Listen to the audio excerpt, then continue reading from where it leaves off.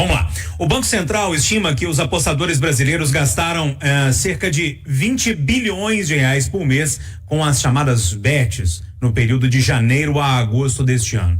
Os dados estão em um estudo solicitado pelo Senado, que fez pedido para que a PGR peça ao STF a suspensão das bets até a total regulamentação no país. O valor médio mensal das transferências aumenta conforme a idade. De acordo com o levantamento, Eduardo, o levantamento inclusive do Banco Central, mais uma vez eu repito, os mais jovens gastam em torno de R$ 100 por mês, enquanto para os mais velhos o valor ultrapassa R$ 3.000. E esse estudo é feito por meio das transferências via Pix, ou seja, esse valor ainda pode ser maior, porque muita gente pode pagar inclusive pelo cartão de crédito, ou seja, é um volume de dinheiro gasto, né, nessas casas de apostas, um volume gigantesco. Júlio, tudo que está vindo das bets é assustador. É claro, gente, nós estamos pegando exceções. A regra são jogos de entretenimento que serão regulamentados por inteiro pro 1º de janeiro do ano que vem e que a pessoa se entreter. Só que a coisa chegou num país subdesenvolvido, não preparado para tal. Então, a jogatina é um negócio assim assustador. Esses dados que você acaba de fornecer já são em si preocupantes. Mas dentro desse estudo que foi feito, o recorte mais grave, mais calamitoso é outro. Nesse mesmo mês de agosto, 5 milhões de pessoas pertencentes a famílias beneficiárias do Bolsa Família enviaram 3 bilhões para essas empresas via Pix, só via Pix, com uma média de gastos de R$100. O valor, senhoras e senhores ouvintes da Itatiaia, corresponde a cerca de 20% do total de 14 bilhões que o governo Lula entregou para a Bolsa Família. 20% que o governo entrega para as famílias é gasto com as bets. E não bastasse isso, desses apostadores, 70% são chefes de família, que mandaram 67% do dinheiro do Bolsa Família, 2 bi, o jogo. Júnior, o mundo tá acabando. Ô Edilene, essa história já estava apaziguada no Congresso, inclusive com regulamentação para começar agora no dia 1º de janeiro, enfim, e a gente está vendo que alguns senadores, entre eles o Omar Aziz, tá tentando dar uma segurada nesse negócio, né? Pois é, mas parece que o governo federal vai atacar com todas as forças essas questões relacionadas à bets, que tem sido considerada uma epidemia no Brasil. Ontem mesmo eu conversei com interlocutores do Ministério da Fazenda, do Fernando Haddad, aqui em Nova York, porque o ministro cumpriu a agenda aqui nos Estados Unidos, e uma das prioridades de Haddad, ele volta ao Brasil com isso, é tentar conter essa história do avanço das bets. Então, o governo federal planeja uma ação em relação a isso, para que esse uso desmedido ele seja de alguma forma controlado, porque nós vamos considerar, Júnior, que antes era um problema, né, os bingos ilegais, que as pessoas na melhor idade sempre participavam e sempre tinha uma batida policial no bingo, aí ia todo mundo para casa triste. Isso ficou no passado, né? Agora as bets estão aí, é incontrolável. Você encontrar um bingo físico é uma coisa relativamente fácil. Agora, atacar um problema como esse exige uma grande operação, que não é apenas uma operação para taxação ou algo do tipo, né? A fiscalização também é uma fiscalização mais complexa. Então, de fato, vai precisar de um plano efetivo do governo, um plano que funcione, que seja eficaz. Caso contrário, essa epidemia, como já tem sido considerada e tratada assim dentro do governo federal, vai se alastrar e as famílias vão gastar o pouco dinheiro que já não tem com isso, porque tudo que as pessoas querem é uma oferta de lazer.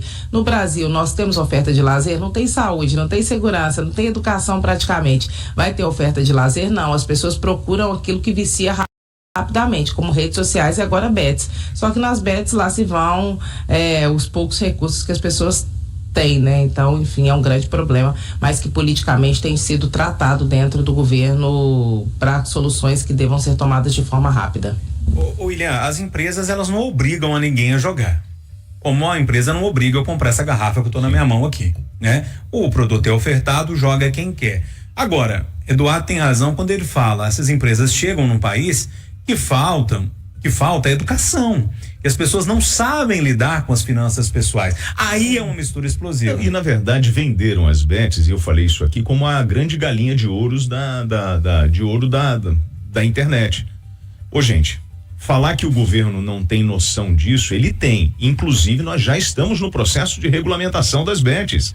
Você já tem até a partir de outubro, você tem 113 bets que pediram autorização, que pediram licenciamento, cada uma vai pagar 30 milhões, são 3,4 bilhões de reais. E aí, a partir de 25, você já tem a regulamentação. O problema é que tem um monte de gente na ilegalidade, gente ligada ao jogo do bicho, à contravenção, que está estimulando essa coisa de que a bet não é um entretenimento, porque a gente deveria encarar isso como um grande entretenimento, como você vai ao cinema, isso vai pegar uma parte da tua grana para ir ao cinema. Mas não, aqui não, o cara tá quebrado e ele enxerga na bet muito em função de um monte de influenciador aí, falando que, não, olha aqui, fique milionário do dia pra noite. Não é bem assim. Lembre-se, todo tipo de jogo você tem que encarar como entretenimento. Aí é uma mudança de comportamento, é educação mesmo. E aí, Marcelo, para arrematar essa história? Os números chamam atenção, né, Júnior? Quando a gente vê esse número grande, né, os bilhões que são gastos, mas me chama mais atenção ainda quando a gente vê os casos específicos, né, os casos, as histórias das pessoas.